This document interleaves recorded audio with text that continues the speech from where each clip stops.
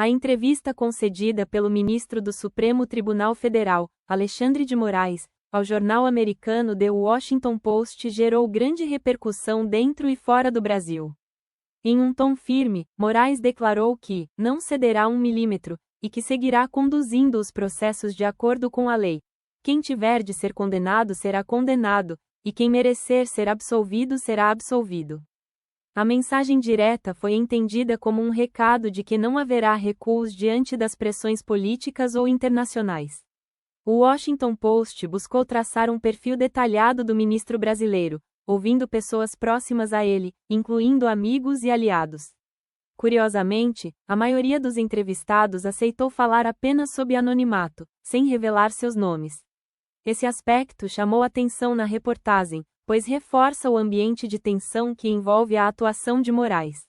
Outro ponto que ganhou destaque é o fato de Alexandre de Moraes ter sido recentemente incluído na lista de sanções da chamada Lei Magnitsky, um mecanismo de pressão adotado por diversos países, incluindo os Estados Unidos. Mesmo assim, ele concedeu espaço a um dos veículos mais influentes da imprensa americana, algo interpretado por analistas como uma tentativa de defender sua imagem perante a comunidade internacional. A entrevista não passou despercebida no cenário político externo.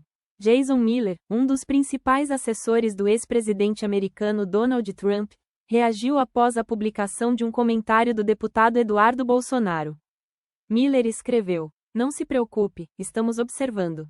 A resposta foi entendida como um sinal de que a entrevista de Moraes e seus desdobramentos estão sendo acompanhados de perto por setores ligados ao ex-presidente republicano.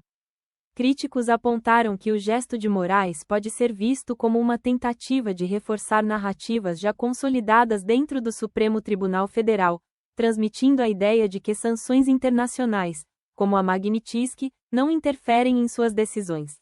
Ainda assim, para alguns analistas, a opção de falar a um veículo internacional demonstra preocupação em disputar a opinião pública fora do Brasil. Ao mesmo tempo, o episódio expôs a fragilidade diplomática brasileira no atual contexto geopolítico.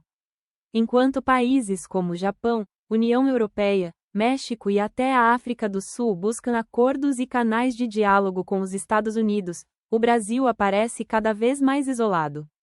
O contraste ficou ainda mais evidente diante de reuniões recentes que reuniram Rússia, Estados Unidos e China na Europa. Analistas destacam que até parceiros tradicionais do Brasil, como Bolívia, Argentina e Paraguai, avançaram em entendimentos com Washington. Nesse cenário, observadores argumentam que a diplomacia brasileira perdeu espaço estratégico e que gestos simbólicos, como as falas do presidente Lula em eventos internacionais, não têm sido suficientes para reverter a percepção de isolamento.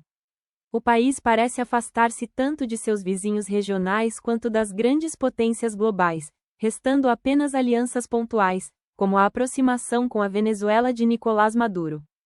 A entrevista de Alexandre de Moraes ao Washington Post, portanto, extrapola o âmbito jurídico.